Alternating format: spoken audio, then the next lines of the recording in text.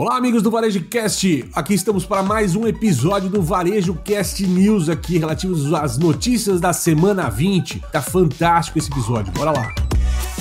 Você está no Varejo Cast. É isso aí, moçada. Começando aí uma rodada nas principais notícias dessa semana 20 do ano 2023. Vamos lá, né, Caio? Vamos falar aí das principais notícias que a gente fez aí uma pequena curadoria, né? Tem muita coisa acontecendo, mas nossos destaques desse episódio, meu amigo, vamos começar. Vamos de notícia nacional aqui, ó. Primeiro, vamos começar com um papo bem interessante. A gente tá em meio aí uma crise de varejo, né? Tá muita loja aí fechando, rede fechando. E a notícia vem lá do pessoal de Cuiabá, cara, lá do Grupo Avenida, cara. Olha que legal. Saiu uma notícia aqui, o Grupo Avenida desiste do e-commerce e amplia a presença física no país. Então, em meio a muita questão sobre digitalização, tá aí um grande varejista com quase 140 lojas no país, cara, que tomou a atitude de encerrar a atividade digital e partir para diretamente só loja física, tá? Segundo o Rodrigo Caselli aí, que é o presidente da empresa, um dos grandes pontos disso, ele falou, cara, numa peça que custa R$45, R$40, o meu tipo de consumidor não está apto ou disposto a pagar R$15, R$20 de frete em cima de um produto. Então eu tinha uma operação que não era interessante para o negócio, então eles preferiram aí tomar um caminho contrário do mercado, visando lucratividade do negócio, né? E aí estão com um caminho diferente do que o mercado tem tomado. Interessante, doutor? Muito interessante, e dando uma olhada na matéria que saiu no Diário do Comércio, né, Caio, o interessante não é só o movimento, né, porque muitas vezes a gente fala de movimentos, mas vamos ver os resultados desse movimento, porque para cada ação você tem que ter ali, ó, qual é a consequência dessa ação, que tipo de resultado eu tenho que ter. Muitas vezes, né, o empreendedor, o empresário, faz um movimento sem antes definir o que é que se espera, né? Tipo, que Exato. Tipo de resultado eu quero ter, que tipo de custo eu quero diminuir, que tipo de receita eu quero conseguir. E aí, dando uma olhada, de junho do ano passado a maio deste ano, se você comparar, né, com o tipo de comparação que o varejo faz loja com loja, ou seja, a quantidade de lojas que eu tinha no ano passado com as mesmas lojas esse ano... SSS, né? Same Store Sales, né, cara? O pessoal chama. Exatamente. Vendas das mesmas lojas. Então, essa comparação nas vendas das mesmas lojas ano passado e esse ano, o aumento foi de 12%. Fantástico. Se incluir aí as lojas novas, aí você aumenta 4%, ou seja, o Grupo Avenida teve um aumento aí, um incremento de 16% com as novas lojas, né? Então, cara, isso é bem interessante, né? Quando a gente pensa em movimento. É um movimento que vai de encontro, ou seja, choca-se com o que a gente está sempre falando de digital e que um alimenta o outro. Isso mostra também que não tem receita de bolo, que cada negócio precisa encontrar o que é melhor para ele. No caso, o Grupo Avenida trabalha, segundo a matéria, com o público C e D, né? Eles têm mais de 100 lojas espalhadas aí pelo Brasil. E tem um elemento que você falou, Caio, que é a questão do custo, porque a gente já falou aqui de pesquisas, um dos elementos que mais pesam na definição de onde comprar online é o custo do frete. Então, além da agilidade da entrega, em quanto tempo o produto chega, tem ali o top 2, tá ali o custo do frete. E a gente vai ter uma matéria daqui a pouco que a gente vai falar, a notícia que vem lá de fora, que possivelmente pode influenciar aqui. Também já dificulta um pouco mais essa questão da compra online, né, Caio? Então, assim, é um movimento muito interessante, que tem dado resultado agora no curto prazo, e vamos ver se isso vai inspirar outros modelos, como a gente já viu no passado, por exemplo, nativos digitais como a Madeira, que fizeram esse movimento pro físico e que outras empresas também foram acompanhando. Então a gente está vendo agora um movimento contrário. Eu tenho uma operação de e-commerce em minhas lojas físicas, eu elimino o e-commerce e fico só na operação física. Isso é um movimento que a gente já viu lá fora também de algumas marcas, né, Caio? Sim, cara. Eu acho que o mais bacana, na verdade, está muito coligado com o que nós estamos falando sobre outro prisma, né, cara? Aqui a gente fala muito do cara se preocupar primeiro com o consumidor que ele tem no bairro, na cidade que ele atende, para depois se preocupar em vender para o mundo inteiro. Primeiro rega o vasinho, a plantinha, depois você vai abraçar a floresta. Então a plantinha bem cuidada, você pode partir para abraçar a floresta, mas antes não. Então aí, né, nessa conversa nossa aqui, eles estão privilegiando o consumidor deles, atendendo bem o consumidor deles e provavelmente com uma operação mais enxuta, você consegue ter melhores preços, é óbvio, tá? Essa conta fecha, e aí você consegue depois ganhar escala de negócio. Então assim, assim, é um modelo ainda mais tradicional de crescimento, baseado ainda em localização, mas eu acho que faz sentido. Em meio a uma tempestade que a gente passa, eles estão no porto seguro, vamos dizer assim. E aí vai um ponto interessante que a gente também já vem falando como tendência desde o começo do ano, que é essa volta ao básico. A gente pode considerar que isso é uma volta ao básico, né? E além disso, é um cuidado que eles estão tendo com indicadores básicos também, né? Como inadimplência, né? Então você vê qual é a inadimplência que você tem em lojas físicas, no online. Tem a questão também dos custos, né? Que o controle de custos, como você falou, o cliente não quer pagar, mas também o e-commerce também tem os seus custos que por eles foram analisados, que é melhor. E aí o que é que eles fizeram? Com a eliminação desse investimento em e-commerce, eles separaram ali 30 milhões de reais para abrir pelo menos mais 28 lojas nas regiões onde eles já têm, ou seja, eles vão ampliar a penetração e a presença nas suas lojas físicas, né, Caio? E principalmente investindo muito numa coisa que é forte para eles, que é quase 50% das vendas, que é o crediário, que é outra coisa que você tem que ter algo a oferecer e entender bem como o seu cliente gosta de comprar ou pode comprar, né, Caio? Nos Estados Unidos, está se discutindo agora que algumas empresas vão começar a cobrar o retorno da mercadoria comprada. E que isso é mais um motivo que pode dificultar as pessoas que já não querem pagar pelo frete, ter que pagar a devolução, porque normalmente a devolução não era cobrada, né? Não por todos, tem varejista que já cobra.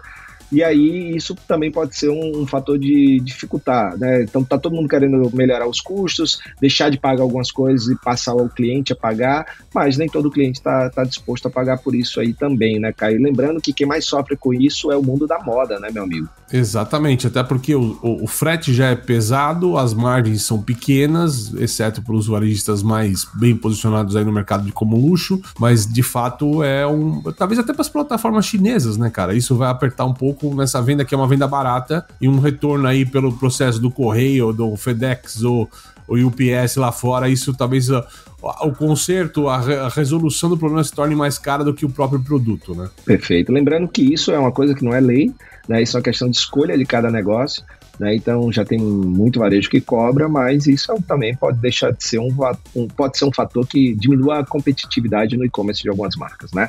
Levando em consideração as pesquisas que dizem que o frete é um fator importantíssimo na hora de escolher onde comprar. Então, se eu pago na ida e se tem um problema eu tenho que pagar na volta, né, isso é um ponto aí, que tipo de valor eu vou entregar para fazer com que a pessoa realmente queira comprar, apesar desse custo a mais, né, amigo? Segunda pauta, já foi tema de uma enquete nossa aqui, doutor Alecrim, falando sobre QR Codes, os QR Codes aqui também chamados aqui, nos cardápios digitais, os efêmeros cardápios, que eu sou voto contra nessa história, odeio cardápio QR Code, mas acho que o pessoal lá do Rio foi meu amigo e escutou minha prece, né? E a gente já falou aqui, inclusive teve uma enquete, fizemos uma enquete aqui, né, cara? Não sei se você lembra eu apanhei uns episódios atrás. Ganhou que o QR Code é uma forma bacana, a turma gosta embora de vez em quando, pelo menos no Twitter, eu vejo muita gente reclamando e tal.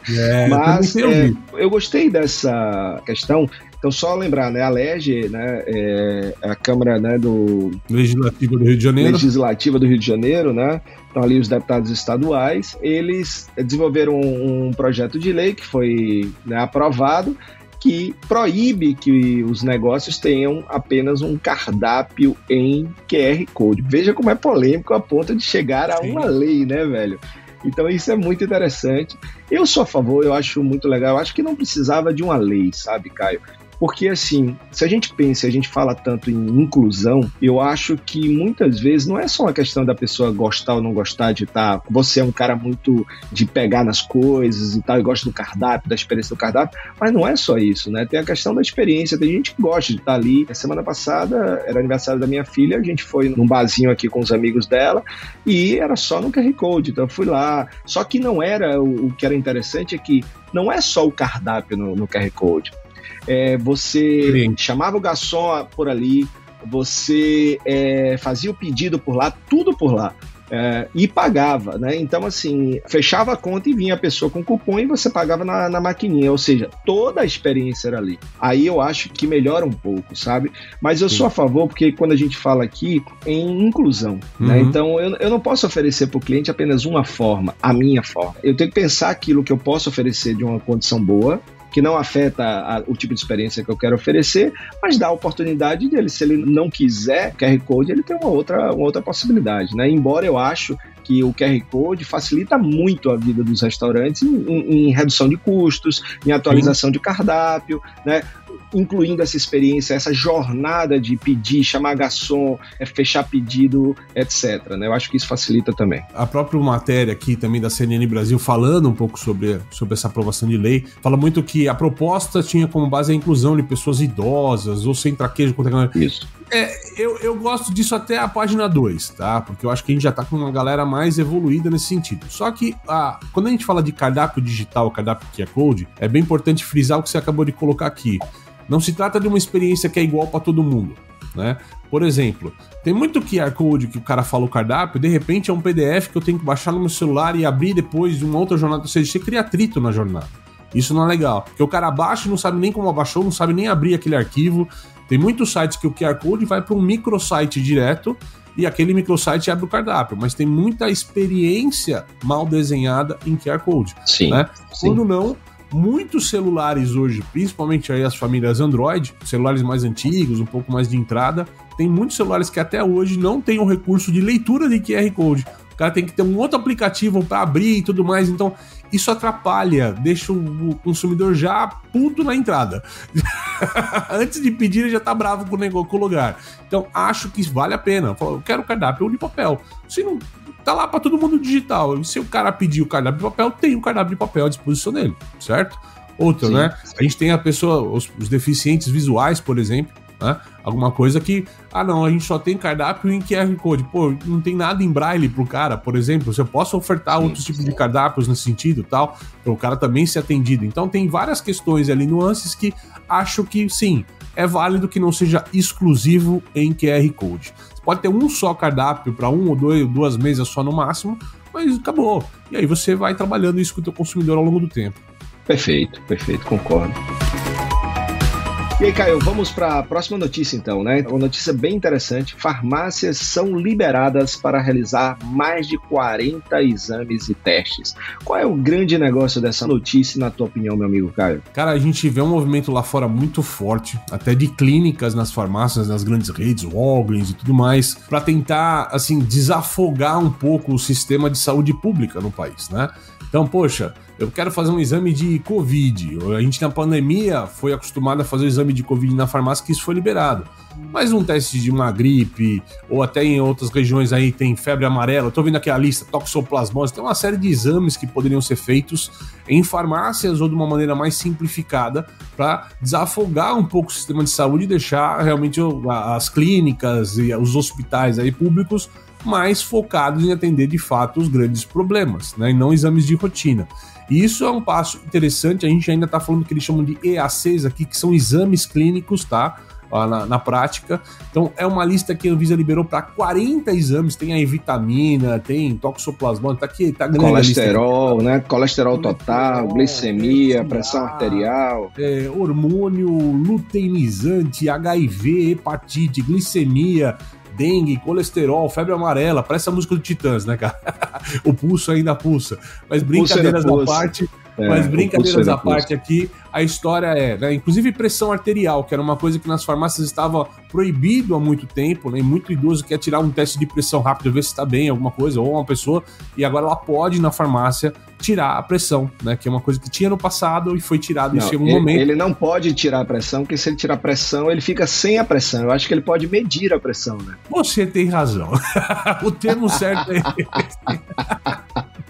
Não tire minha pressão, por favor. Mas é o fato que isso cria, acho que uma nova modalidade de serviços, e a gente fala muito de como agregar serviços ao negócio. A farmácia deixa de ser só um ponto de produto e passa a ter também serviços relacionados. Se a gente vai ampliar isso para que sejam grandes clínicas também dentro das farmácias, esse é um segundo passo aí, mas já tem muita grande rede de olho nesse filão que começa a desenhar no país aqui. Exatamente, eu concordo demais contigo, Caio. E tem um ponto, né, que acontece nas clínicas e hospitais, que é você tendo muita gente que dificulta o atendimento, faz o atendimento ficar mais demorado e mais sofrido para quem precisa, com coisas mais graves, porque muitas vezes você está ali com algo menos grave, que você pode pulverizar, por exemplo, através de redes de farmácias e outras coisas, e dependendo do resultado é que você vai se dirigir ao lugar especializado para isso, né? Então eu acho que isso também ajuda a desafogar um pouquinho o atendimento básico inicial, né, cara? Isso é muito bom.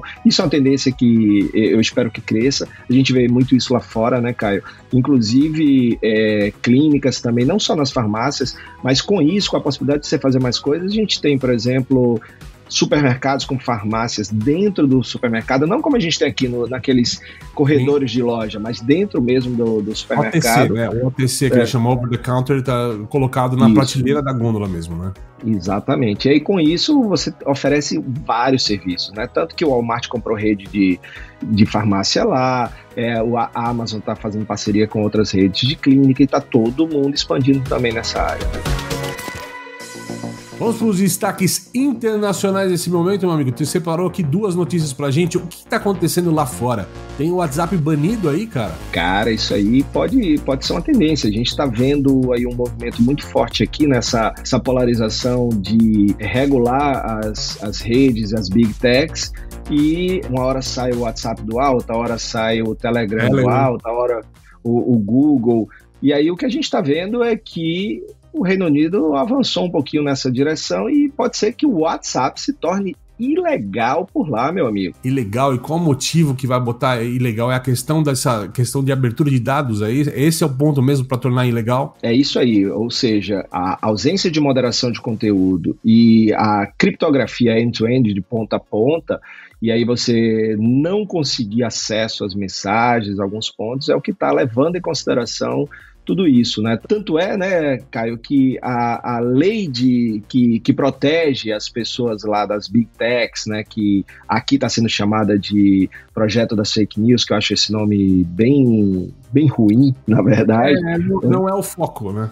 Não é o foco. Lá é muito concentrado em transparência. Então, você tem a regulação com foco na transparência. E o que o Reino Unido está dizendo, né, que embora não seja mais da comunidade europeia, mas ele está bebendo um pouquinho ali na fonte do que é a mais moderna que a gente tem hoje, né, lei que protege.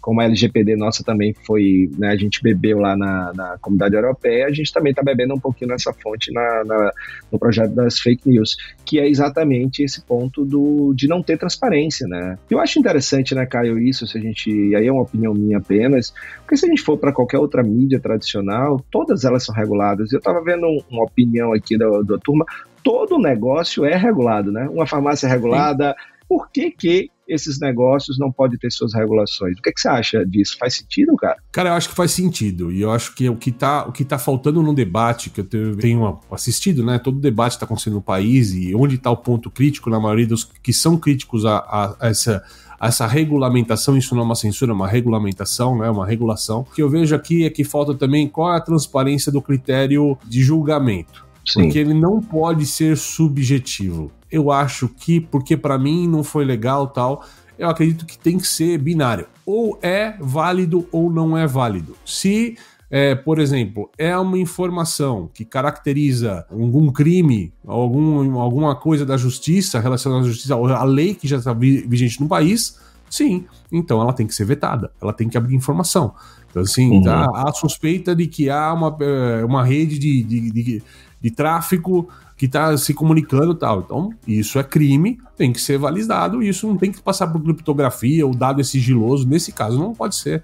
Então, a questão está, o que vai ser regulado? O que vai definir o que é legal, o que é fake news, o que é válido, o que não é válido?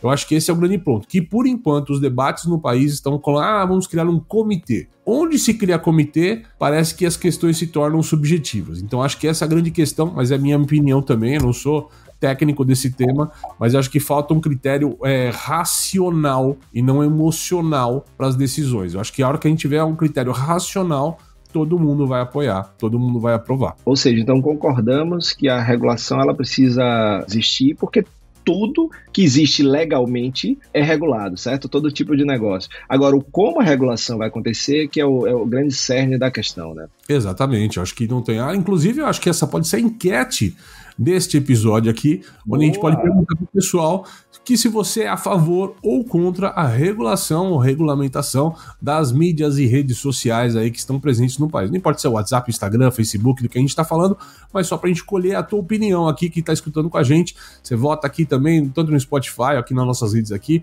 o que você acha sobre esse tema? Você é contra ou a favor? Não vai ter espaço para dialogar, mas pelo menos a sua opinião crítica neste momento aqui está cravada aqui com a gente para a gente trazer no próximo episódio aqui do VarejoCast. Tem Apple no meio da história de novo aqui, doutor? Tem Apple no meio da história de novo, né, cara? A gente já falou aqui da Apple quando ela estava financiando seus clientes em até 4 vezes sem cobrar juros. Lembra disso? Você podia comprar quase em até 4 vezes. Quer pagar quanto? Só que sem nenhum tipo de custo financeiro em cima, né? Essa era a grande ideia, né? Pelo menos é o que vem como figura, né? Claro que tudo tem um custo, mas o grande negócio é se você compra em 4 vezes, é o mesmo valor, ou seja, sem juros como a gente tem aqui, e você paga lá em 4 installments, como eles falam, em 4 parcelas, e a Apple financiava isso aí para você. Brasileiro ensinando gringo, o único país onde se compra Montblanc e Ferrari parcelado, cara. É isso aí. E esse é um movimento, né, Caio, que a gente quando falou, por não ser um país que tem cultura de pagar parcelado, eles financiam muito imóveis, carros, isso aí é um segmento que eles trabalham muito bem com isso, inclusive as pessoas só compram assim quando aquele smart lease, né, o financiamento inteligente deles lá, quando vai chegando perto, que o que ele tem de resquício, né, é sempre maior do que ele vai pagando, e depois ele troca por um novo e por aí vai. Já no varejo, é sempre à vista, né, sempre foi, a cultura é essa, de pagar ali, no máximo por 30 dias ali do cartão, né. Mais uma vez, eu vou lembrar que tem muita gente aí com medo de se isso não vai aumentar o endividamento, né, da população americana por falta de cultura de comprar parcelado. Mas a grande notícia aqui é que a Apple, né, vem evoluindo, a gente já falou aqui do Apple Card, já falamos dos serviços financeiros, e a Apple se uniu com o Goldman Sachs, que é um grande banco, porque a Apple, embora esteja entrando, né, como serviços financeiros, ela não é um banco, ela não tem autorização para funcionar como banco. Então, ela fez aí uma parceria com o Goldman Sachs, e a partir daí, Caio, eles vão lançar aí alguns serviços financeiros. Algumas pessoas estão dizendo que vai ser a maior fintech de todos os tempos. A ideia é, além dos cartões, é oferecer serviços financeiros. Imagina aí, cara, com toda a base de dados que a Apple tem, o que é que isso pode se tornar, meu amigo, né, em termos de serviço, cara, que pode vir de serviços financeiros.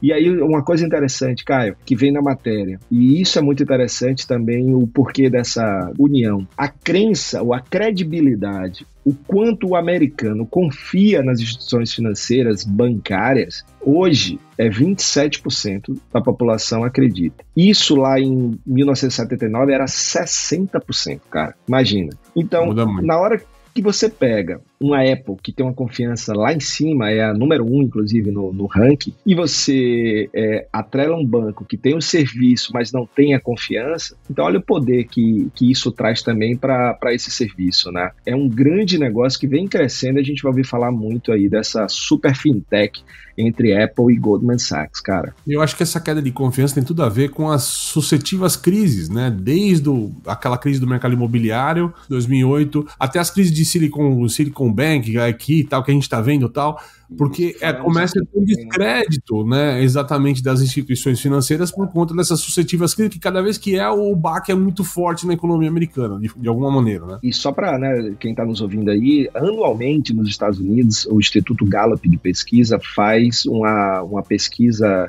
chamada Confidence in Institutions, ou seja, a confiança nas instituições. E aí é daí que vem esse dado que eu acabei de dar, e é daí que vem que a Apple está lá no topo. Então, não basta ter o serviço, ela, como não tem o serviço financeiro, buscou no Goldman Sachs, que entre os bancos é o que ali ainda tem o melhor entre os piores, né? E o Goldman Sachs colou na Apple, que tem a credibilidade e tem uma base de clientes e aí um know-how maravilhoso para trabalhar serviços com essa turma. Muito bem, desta maneira a gente encerra este episódio do Varejo Cast News aqui para vocês. E sempre lembrando pra galera aqui que tem um quadradinho maroto aqui nesse cantinho direito, superior direito, para quem está nos vendo aqui no Spotify ou via YouTube também, tá lá os episódios no YouTube, se assistir no conforto do celular, ou no seu celular, ou smartphone, tanto faz, que quem escaneia esse QR Code vai para a nossa lista VIP do WhatsApp e recebe, além dos episódios em primeira mão aí, diretamente no WhatsApp, não precisa entrar em outra plataforma, também participa de enquetes aqui, recebe alguns materiais aí que a gente separa para vocês aqui de maneira gratuita, 100%, e a gente quer ter uma comunidade aí de pessoas engajadas com a gente. Participe, faça parte, passe esse link também para os seus funcionários, para os seus colaboradores, para que todo mundo se mantenha antenado e informado sobre o que acontece no mundo do varejo, certo, doutor? Certíssimo, né, Caio? E a gente, a partir dessa semana também, vai estar preparando alguns materiais exclusivos lá para nossa lista VIP aqui do Varejo Cast. Então, coisas que a gente falou durante os episódios, né, transcrição,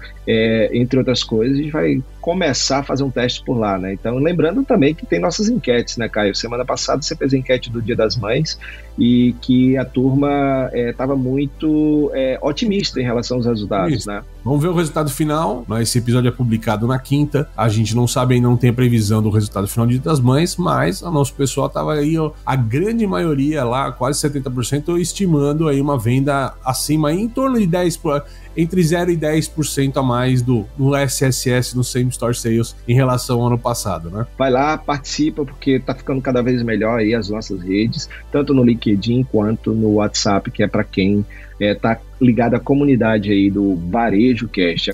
E é isso aí, Alecrim, ó.